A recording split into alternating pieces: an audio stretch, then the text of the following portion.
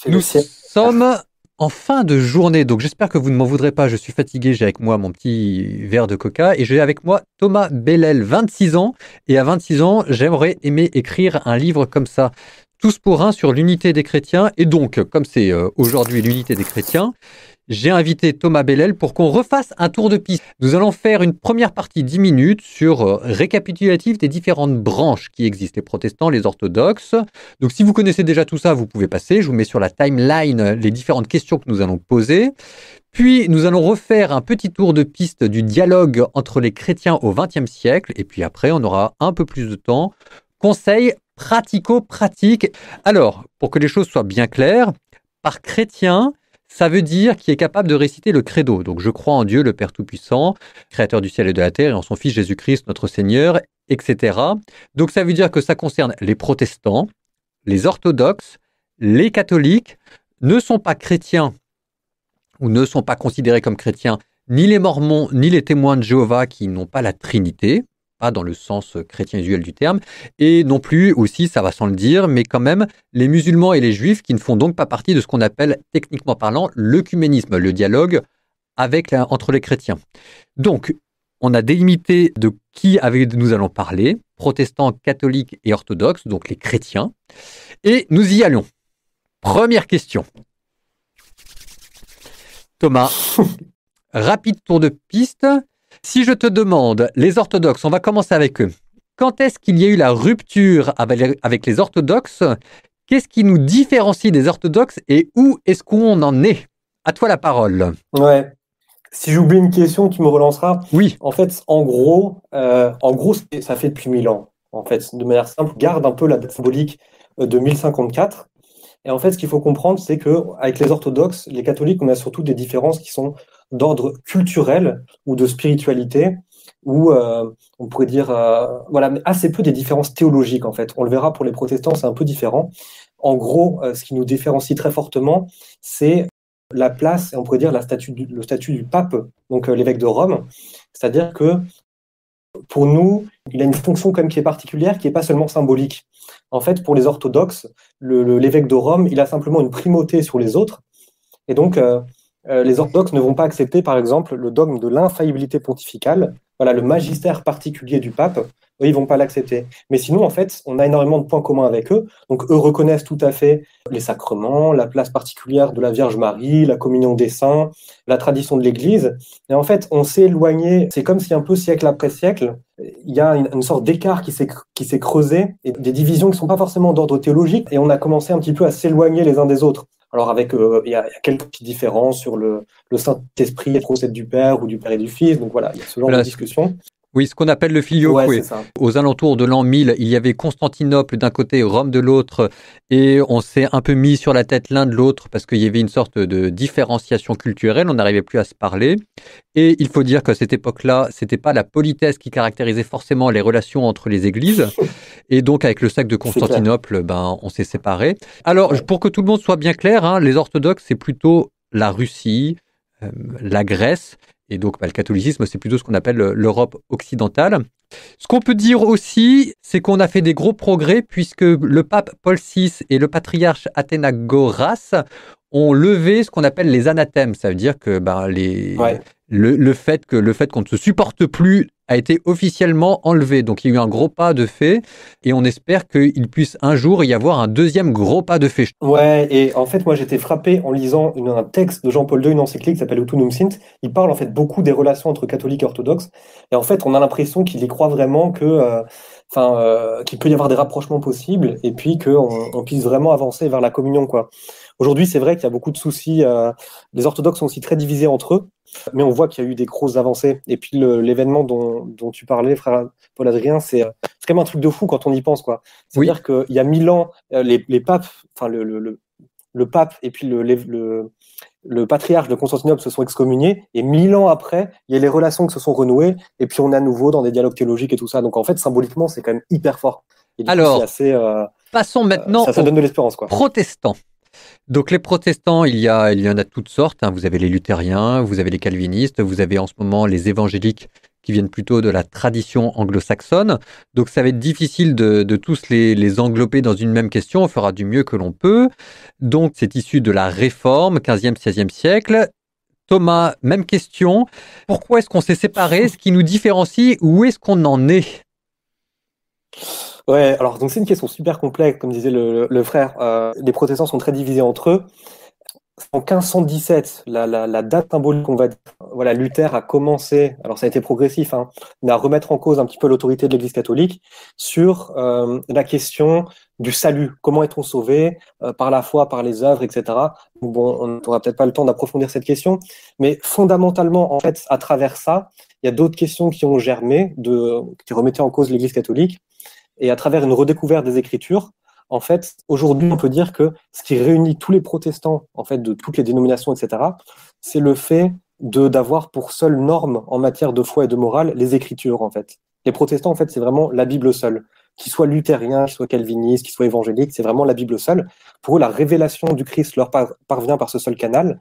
Là où pour nous, les catholiques, on est aussi fondé sur les Écritures et sur la Bible, mais on croit aussi que la révélation divine, c'est comme si elle se déploie en fait dans l'histoire, et l'Église la comprend petit à petit, ce trésor qui nous est donné, à travers ce qu'on appelle la tradition et le discernement particulier de l'Église dans ce qu'on appelle le magistère.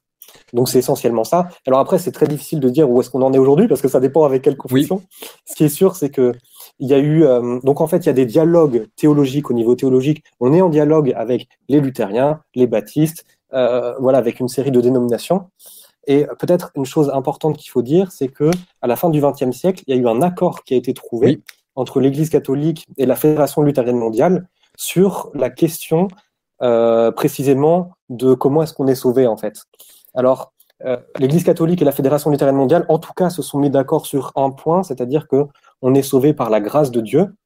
On est sauvé par la grâce de Dieu. Et après, donc on a des points d'accord sur lesquels on réussit à se mettre d'accord. Et puis il reste encore en fait on appelle ça un consensus différencié. Ça veut dire que après il va y avoir une manière d'exprimer les choses, quelques points qui vont être quand même un peu différents encore. Mais ce qui est sûr, c'est que ce point qui était à l'origine de la réforme, en fait, on a réussi à avancer dessus. Et là aussi, en fait, ça donne de l'espérance, quoi. Ça, c'est pour les protestants. Nous passons maintenant aussi à l'intérieur de l'Église, parce qu'on ne les oublie pas, parce que on a parlé du dialogue entre les différents chrétiens, on peut aussi parler du dialogue entre les catholiques, parce qu'en ce moment, il y a toujours une question qui revient quand quelqu'un découvre le catholicisme. Au bout de 3 semaines, j'ai un MP sur Insta pour me demander, mais c'est qui les tradis? Alors, les tradis sont catholiques. Alors là aussi, il faut faire la distinction avec les intégristes, ce qui est un petit peu compliqué. Donc, les intégristes qui, eux, ont remis en cause, on pourrait dire, la dernière mise à jour catholique qui a été le Concile Vatican II. Et donc, pour différentes raisons, là, il y a eu des courants catholiques que nous, on appelle intégristes, qui ont refusé certaines choses comme justement le dialogue interreligieux, l'œcuménisme, la liberté religieuse, et qui donc ont remis en cause en fait l'autorité du pape telle qu'il l'est aujourd'hui. Et donc, ils vivent toujours selon les sacrements, ils ont une pratique qui nous apparaît, voilà, comme des catholiques, mais en fait, ils refusent les papes, l'autorité du pape telle qu'ils le sont aujourd'hui.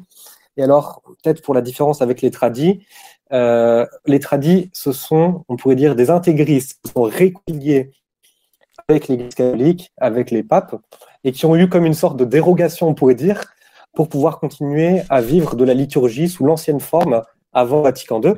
Donc aujourd'hui, la question est un petit peu compliquée. Voilà, donc vous entendez bien, je rigole parce qu'en fait, c'est assez complexe. C'est assez complexe. Ouais, en gros, ce qu'on peut dire, c'est que c'est surtout ce qui divise, c'est la question de la liturgie. On a parlé du dialogue entre les chrétiens. On en est où là? Parce qu'on a fait un tour de piste de l'histoire. Le sentiment que j'ai, tu me corrigeras, le sentiment que j'ai, c'est qu'il y a une sorte de grand souffle qui a parcouru le XXe siècle, dans les 50, 60, 70, et que là, les vieux pionniers du dialogue entre les chrétiens, eh ben, sont vieux, quoi. Alors après, en plus, ça dépend si on limite l'œcuménisme au dialogue théologique.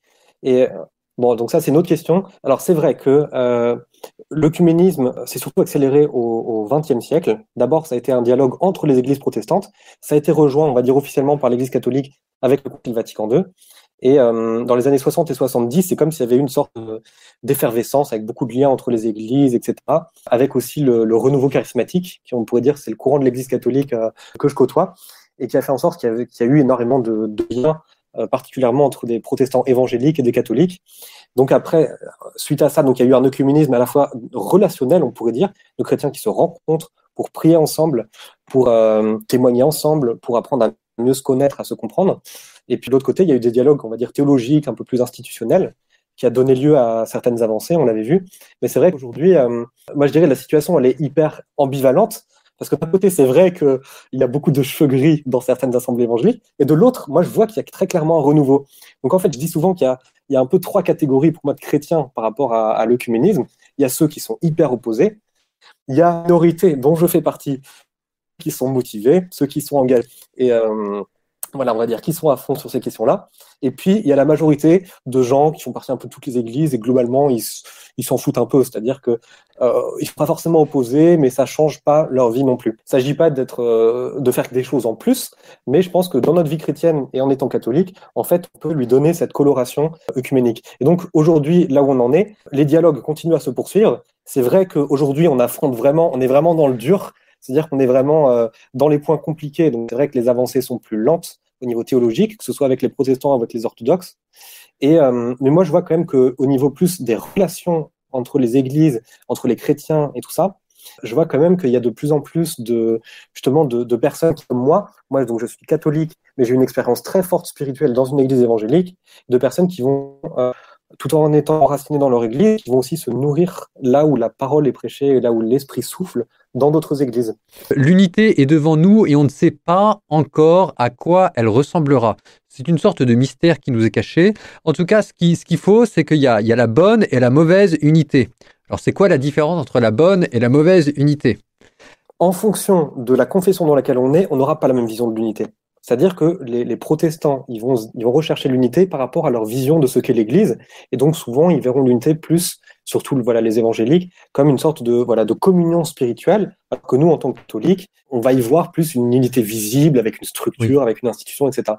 Et donc, je pense que c'est important de se resituer en disant, moi, en tant que catholique, j'ai plutôt tendance à partager la vision exigeante de l'Église catholique pour l'unité, mais ce qui compte d'abord, c'est l'unité telle que Dieu la veut. C'est ça la bonne unité, je pense.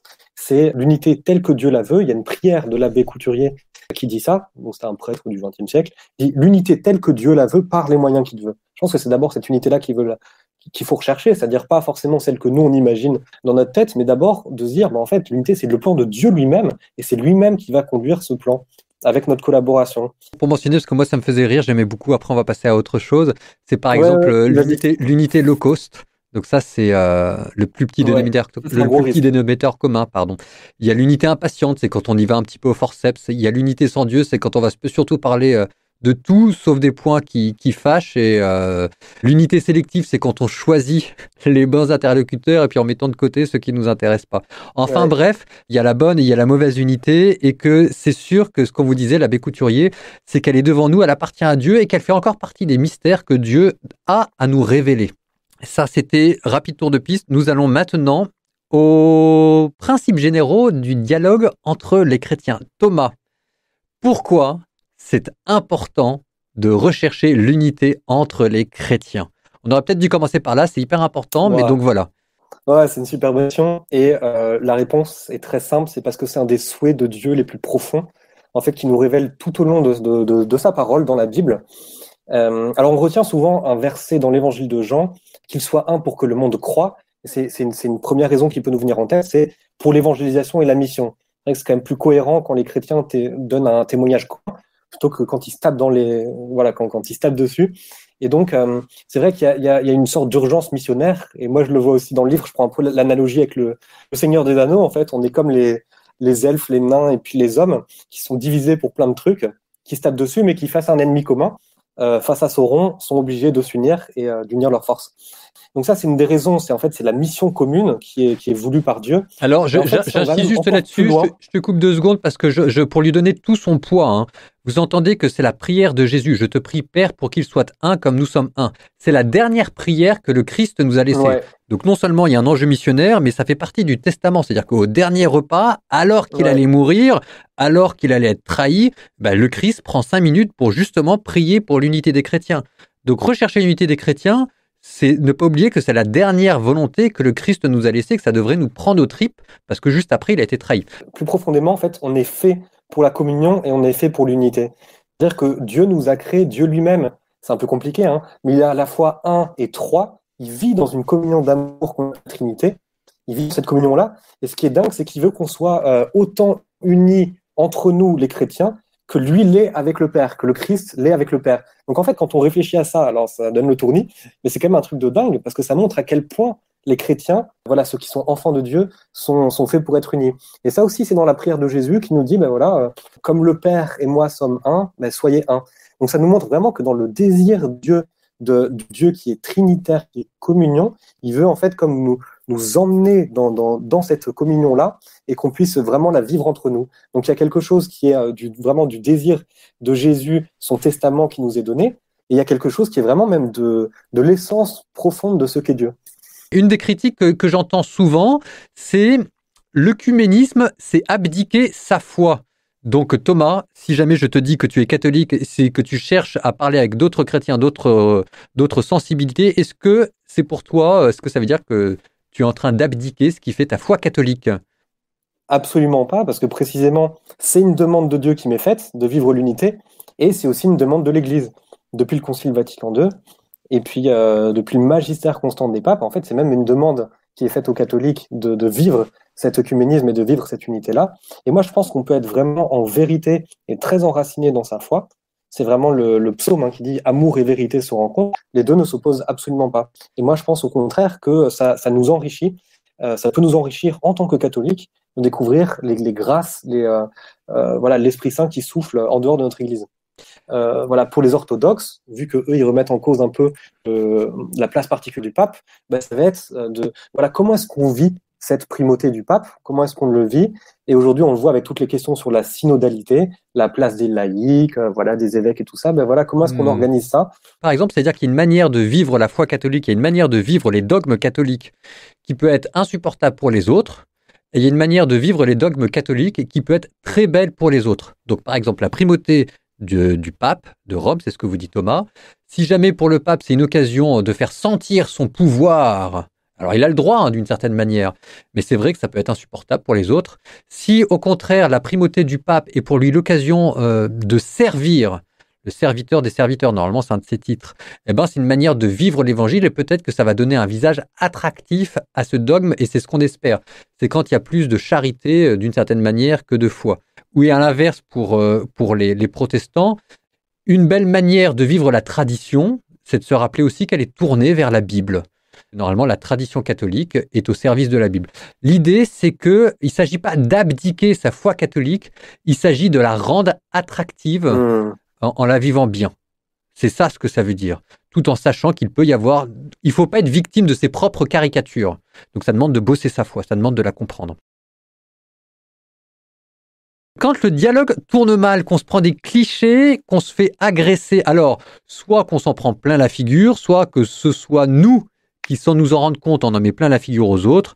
Donc par exemple, je reçois à peu près 10 messages par jour pour me traiter d'idolâtre, d'hérétique, parce que je prie Marie, etc.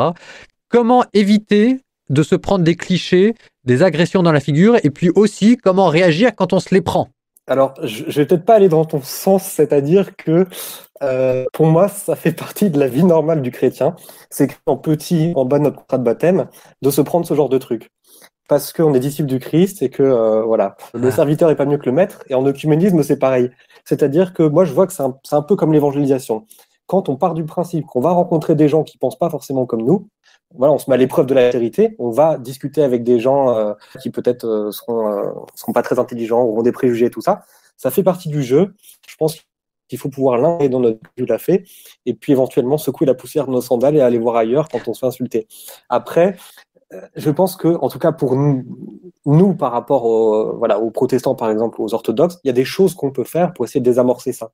Je vais essayer de rencontrer, c'est pas juste une confession voilà, un peu floue, c'est d'abord des personnes, c'est des personnes qui sont croyantes, je vais les rencontrer, je vais leur parler, je vais les écouter, je vais voir comment est-ce qu'ils vivent leur foi, et je vais essayer de leur comprendre qu'est-ce que ça signifie pour eux, telle croyance et telle pratique. Et donc Jean-Paul II, il dit, voilà, c'est comprendre l'autre, pas à partir de nous en tant que catholiques, mais comprendre l'autre comme il se comprend lui-même. Qu'est-ce que ça signifie pour un évangélique? La Sainte Seine, par exemple. La Sainte Seine, c'est l'équivalent, on va dire, de l'Eucharistie. En fait, c'est des codes, si vous voulez, c'est comme une autre culture. Il y a des codes, il y a un langage qu'il faut pouvoir saisir petit à petit, et en fait, nous aide à comprendre l'autre. Et à partir de là, une fois que on a établi une relation avec quelqu'un, et qu'on voit que c'est aussi un chrétien comme nous, on a du mal à considérer que ce qu'il dit, c'est complètement stupide. En fait, on se dit, même si on n'est pas d'accord, et on a le droit de ne pas être d'accord, en fait, c'est aussi un chrétien qui essaye d'être fidèle à Jésus dans sa propre logique. Ok, j'aime bien cette idée de que ce soit normal en fait. C'est peut-être dans l'ordre des choses. Vous entendez la phrase de l'évangile que Thomas vous a rappelé. Le disciple n'est pas au-dessus de son maître. Et s'ils ont traité le maître de Belzéboul, eh ben, préparez-vous aussi à vous en prendre À être des idolâtres. plein la figure des idolâtres, etc. Ce qui est vrai en fait. Donc arrêtons de râler. Je le dis pour moi. Sursum corda, au les cœurs et retournons-y. L'amour vaincra. Donc, nouvelle question, pratico-pratique. Je n'y connais rien, j'ai envie de découvrir, j'ai envie de dialoguer, ça m'intéresse, j'ai envie de me cultiver, j'ai envie de voyager, etc. Concrètement, qu'est-ce que je peux faire pour rencontrer d'autres frères chrétiens, pour parler avec eux, pour cheminer avec eux, etc. Quel conseil tu donnerais à un jeune de 26 ans, tiens? Alors le premier, bien évidemment, c'est lire mon livre. Après, sinon, le deuxième, Il n'y a pas de petit profit. le deuxième, c'est de sortir du canapé et d'essayer des chrétiens. Alors pour ça, soit vous avez vous-même dans vos réseaux des personnes d'autres confessions que vous connaissez et qui peuvent servir en quelque sorte d'intermédiaire. Je connais Jackie qui connaît des protestants, du coup je vais voir Jackie pour aller dans telle église, machin. Ou alors vous pouvez aussi tenter l'immersion totale, c'est-à-dire je connais personne d'une église anglicane, mais je décide quand même un matin de me lever pour aller voir un peu ce qui s'y passe. Bon, c'est vrai que là c'est un peu plus exigeant parce qu'on n'aura pas forcément les codes et tout ça.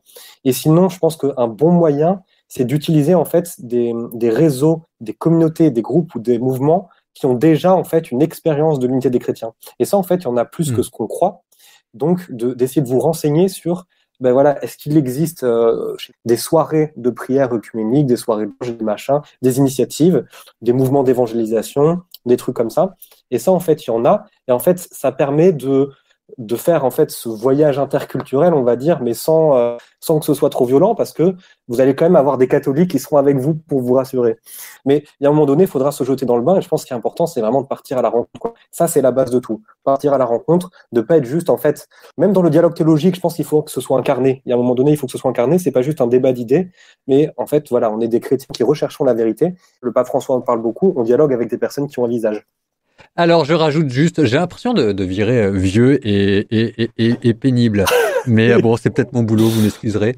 Si vous allez au culte, donc chez les anglicans, les protestants, les évangéliques le dimanche matin, alors simplement, vous ferez attention d'aller aussi à la messe catholique le samedi soir ou le dimanche soir. Évidemment. J'aurais dû le préciser. Voilà, c'est moi qui fais le vieux, etc. Mais bon. Et derrière, vous notez que c'est en approfondissant toujours votre pratique de votre propre église que... Enfin bon, bref, vous avez compris, je commence à virer vieux et moralisateur.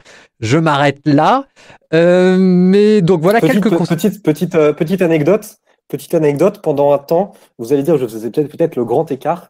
J'allais à la messe dans la forme extraordinaire le matin, donc c'est-à-dire vraiment la messe tradie, et le soir, j'allais au culte évangélique pentecôtiste. Donc c'est vraiment deux salles, deux ambiances. Mais du coup, ça me permettait d'avoir la messe et puis aussi le culte. C'est plus de l'amour, c'est de la rage. Alors, on me demandait si jamais c'était possible d'aller communier chez les protestants et chez les orthodoxes. Alors, la réponse est... En fait, la réponse est non, et c'est une réponse assez complexe. Finalement, l'Eucharistie, c'est comme le symbole le plus profond de la communion d'une église. Et donc, finalement, c'est quand on aura résolu toutes les autres questions qu'on pourra enfin communier véritablement ensemble. Et c'est vrai que les protestants ne donnent pas le même sens à la Sainte Seine que nous, on donne à l'Eucharistie. Donc, c'est important, même si on est dans une attitude d'ouverture, mais de se dire qu'en fait, on n'est pas sur quelque chose qui a le même sens. En fait. Pour les protestants, ça n'a pas le même sens, la communion, il n'y a pas de consécration. Chez les orthodoxes, il y en a une. Donc, techniquement parlant, vous avez le droit d'aller communier chez les orthodoxes, mais c'est bien de se rappeler que vous êtes catholique et c'est bien de se dire que c'est pas là. Pas l'accepter. Mais voilà, c'est ça. C'est bien de ne pas faire du tourisme spirituel. Donc, normalement, si jamais vous n'avez pas d'autre choix, l'Église catholique vous dit que vous avez le droit d'aller communier chez les orthodoxes, mais je vous préviens, comme vous disait Thomas, ça a vos risques et périls. Parce que c'est pas dit que eux l'acceptent. Alors, nous continuons. Dernière question. Dernière question. Dialoguer avec les chrétiens comme chemin de sainteté personnelle. Est-ce que, Thomas, peut-être témoignage personnel, je ne sais pas quoi, on va voir, est-ce que tu as le sentiment que ça t'a permis de développer certaines vertus ou que ça t'a rappelé à certaines exigences fondamentales? Est-ce que tu as le sentiment que ça t'a obligé à être un meilleur chrétien? Et si oui, comment, pourquoi? Ouais, bah, bon, je vais éviter de parler pendant 1 heure, parce que je pourrais en parler pendant 1 heure, mais déjà, en fait, c'est grâce aux évangéliques et par les évangéliques que j'ai vraiment rencontré le Christ en profond. Et alors, j'aurais pu le découvrir ailleurs, certes, mais du coup, je leur dois beaucoup pour ça, pour cette raison-là. Euh, il y a beaucoup de choses qu'on peut apprendre, c'est ce qu'on appelle l'échange de dons, en découvrant des choses dans les confessions chrétiennes. Et ça nous enrichit aussi personnellement. Donc c'est pas juste de l'utilitarisme, on fait pas juste ça pour nous, mais c'est vrai que c'est une demande qui nous est faite par Dieu, et je pense qu'aussi c'est bon pour nous de voir ce qui se fait dans les autres églises, parce que ça nous enrichit. Et donc c'est bon pour notre sainteté, et puis ça exige aussi la démarche d'unité, ça exige en fait de travailler certaines choses, de se convertir nous-mêmes. Donc la conversion est extrêmement importante, d'essayer de regarder aussi les erreurs catholiques et que les protestants ont pu faire dans le passé, etc. Voilà, ça exige en fait des vertus, je pense, qui sont importantes. Et moi, j'ai appris énormément dans les églises évangéliques. J'ai appris beaucoup chez les orthodoxes avec la prière du cœur. Donc en fait, ils ont des trésors de spiritualité, des trésors de liturgie, des trésors missionnaires. C'est chez les évangéliques que j'ai commencé à faire de l'évangélisation dans la rue, que j'ai redécouvert la louange. Voilà, il y a des choses de leur spiritualité, de leur manière de parler de la foi, en fait, qui sont vraiment, qui sont bonnes pour nous, qui peuvent nous parler et qui du coup sont vraiment au service de la sainteté parce qu'elles sont au service de la relation avec le Christ. Toujours se convertir soi-même, qui est une vertu chez les chrétiens, la conversion permanente. Par exemple, l'humilité aussi. L'humilité, c'est pas la peine de faire toujours sentir aux autres le poids de sa supériorité. Parfois, accepter de ne pas avoir le dernier mot dans une conversation, ça aussi, c'est une vertu pour sauvegarder la charité. Savoir demander pardon, parce que les catholiques se sont pas toujours très bien comportés avec les orthodoxes. L'inverse est peut-être vrai aussi, mais n'empêche que c'est nous aussi de savoir présenter nos torts et demander pardon. Par exemple, quand un anglican ou un protestant est blessé par un catholique, nous on y est peut-être pour rien, mais savoir demander pardon parce qu'on est catholique et qu'on est responsable les uns des autres, c'est bien aussi. Donc en fait, si vous voulez, il y a énormément de vertus chrétiennes sous-jacentes qui sont un véritable chemin de sainteté. Et quelqu'un me demandait si jamais on avait le même Dieu avec les chrétiens. La réponse est non seulement oui, mais nous avons aussi le même Sauveur. Donc, si vous voulez, nous appartenons fondamentalement, quand même, nous sommes des disciples du Christ. La position officielle de l'Église catholique, c'est que les moyens du salut subsistent de manière intégrale, parfaite dans l'Église catholique, et qu'elles ne sont pas absentes des autres églises qui participent aux moyens du salut, que donc il y a un salut aussi qui est possible aussi chez les protestants, chez les orthodoxes, etc. La seule chose que rajoute l'Église catholique, la position officielle, c'est que les moyens du salut sont de manière imparfaite dans les autres églises. Donc on est divisé sur plein de trucs, mais le Christ nous unit et ça c'est super puissant. Oui. C'est vraiment hyper puissant le fait qu'on croit tous en Jésus-Christ et que par le fait qu'on est chrétien, par le fait qu'on est baptisé, qu'on reçoit l'Esprit Saint, en fait on est enfant d'un même Père et donc on est frère. Et ça c'est un truc qu'il faut vraiment redécouvrir. Oui. On est profondément frère, même si c'est vrai que c'est une relation qui est blessée, qui est pas parfaite. L'unité aujourd'hui, c'est comme le royaume de Dieu. À la fois, elle nous est donnée et puis en même temps, on l'attend encore. Mais il y a vraiment quelque chose de cette fraternité profonde à redécouvrir et à vivre et qu'on partage avec tous les autres confessions. Ce sera le mot de la fin, on parlait de prière. Donc nous disons au nom de l'unité des chrétiens, pour l'unité des chrétiens, nous redisons à notre Père que nous espérons offrir à Dieu pour que notre génération puisse voir des avancées décisives se faire. On a le droit de l'espérer. Notre Père, Amen. Qui es aux cieux, que ton nom soit sanctifié, que ton règne vienne, que ta volonté soit faite sur la terre comme au ciel. Donne-nous aujourd'hui notre pain de ce jour. Pardonnez-nous nos offenses comme nous pardonnons aussi à ceux qui nous ont offensés et ne nous laisse pas entrer en tentation, mais délivre-nous du mal. Amen.